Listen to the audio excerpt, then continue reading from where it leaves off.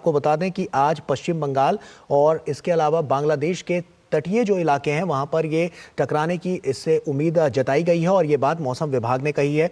मौसम विभाग ने कहा है कि बंगाल की खाड़ी के ऊपर बना गहरा दबाव रविवार शाम तक चक्रवाती तूफान में बदल सकता है और इसी को लेकर ये समीक्षा जो बैठक चल रही है वो काफी महत्वपूर्ण मानी जा रही है, क्योंकि इसके लिए मौसम विभाग ने पहले ही सचेत कर रखा है।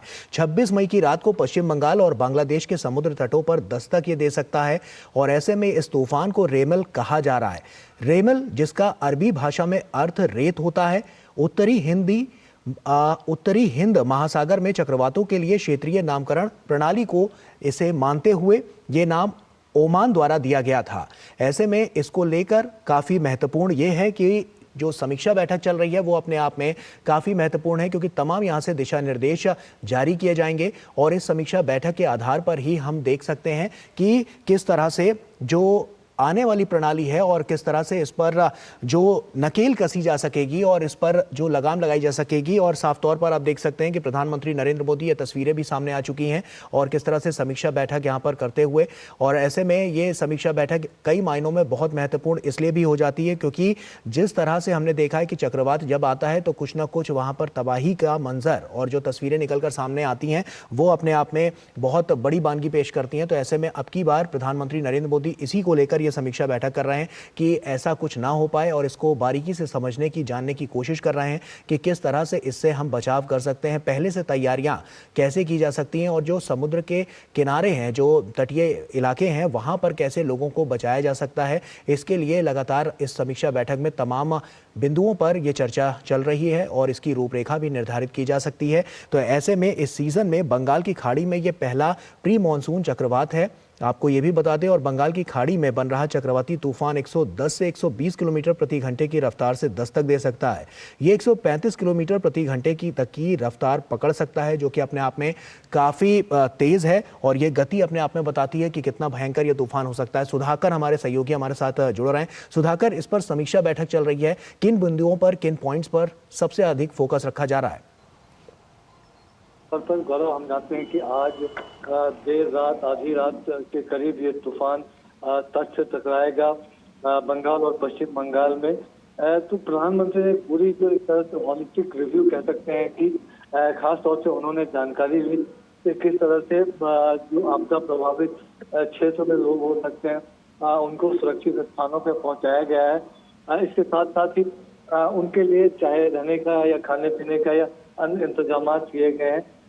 जो मेडिकल इमरजेंसी अगर किसी तरह की होती है उसके लिए क्या उपाय किए गए हैं। और तूफान के बाद, क्योंकि एक लगातार हम बीते कुछ वर्षों में देखें तो सरकार की एक लगातार कोशिश रही है कि तूफान के बाद ज्यादा वक्त ना लगे आम जनजीवन को पटरी पर आने में। उसके लिए क्या उपाय किए गए हैं, चाहे बिजली की लाइन और ट्रांसमिशन लाइन हो, चाहे कम्युनिकेशन लाइन्स हो, उसके लिए किस तरह के उपाय किए। तो इस बैठक में आपने तस्वीरों में भी देखा, कैबिनेट सचिव राजीव गौबा हो, चाहे केंद्रीय गृह सचिव अजय भल्ला हो, IMD चीफ हो, NDRF के DG हो, principal secretary to the prime minister doctor PK Mishra, उन तमाम लोगों ने आपको पता है गौरव, कल नेशनल क्राइसिस मैनेजमेंट कमेटी यानी राष्ट्रीय आपदा प्रबंधन समिति की भी बैठक हुई थी। तो उसमें पश्चिम बंगाल के सरकार के साथ एक तालमेल के साथ इस तूफान के असर को कम करने के लिए क्या कुछ सरकार उपाय कर सकती है,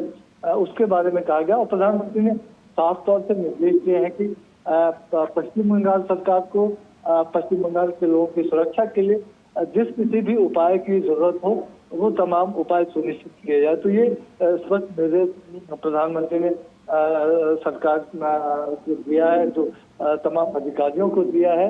और पूरा एक किस तरह का असर इस पे होने वाला है और तूफान के तुरंत बाद किस तरह से हम जानते हैं कि उनको जानकारी दी गई कि जो NDRF की 12 टीम ऑलरेडी तैनात है, 5 अतिरिक्त जो टीम है उनको आपात स्थिति के लिए रखा गया। इसके अलावा जो सेना, नौसेना, तटरक्षक बल के विमान है, उसके अलावा उनकी राहत टीमों को भी तैयार रखा गया है।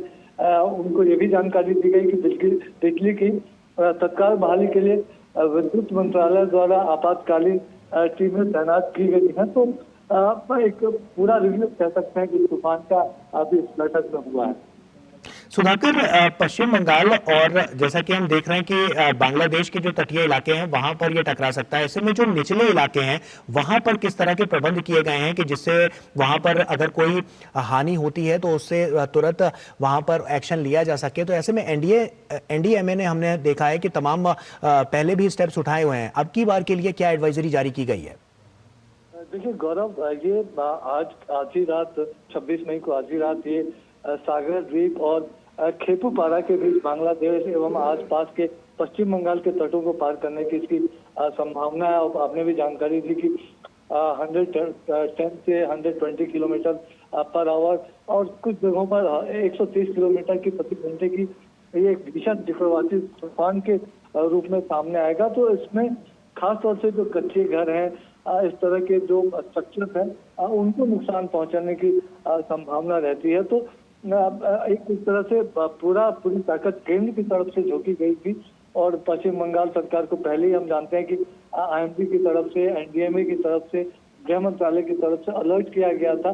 तो ज्यादातर सुरक्षित लोगों को निकाल के सुरक्षित स्थानों पर पहुंचाया गया है और उसके लिए जो तमाम उपाय हो सकते हैं, केंद्र की तरफ से जो कुछ भी मदद चाहे मैन पावर की, एनडीआरएफ के रूप में सेना, नौसेना, तटरक्षक बल, उनकी टीम्स, उनके विमानों के जरिए या फिर जो इंजीनियरिंग इक्विपमेंट्स की जरूरत पड़ेगी, चाहे बिजली के लिए हो, चाहे टेलीकम्युनिकेशन के लिए हो, रोड्स को अगर डिस्टर्बेंस होता है क्योंकि काफी मात्रा में पेड़ों को नुकसान होने की आशंका है तो रोड में जाम हो जाता है। तो एनडीआरएफ की जो अतिरिक्त टीम्स हैं उनको भी रवाना किया जाएगा जिस इलाके में, और ये जहाँ पे ये तूफान टकराने की संभावना है उसके पास के इलाकों में ही तैनात है। तो जरूर कोशिश है और प्रधानमंत्री की यही एक निर्देश है कि किसी भी जान माल का नुकसान ना हो, इसको मुमकिन किया जाए और जल्द से जल्द जनजीवन को सामान्य बनाया जाए।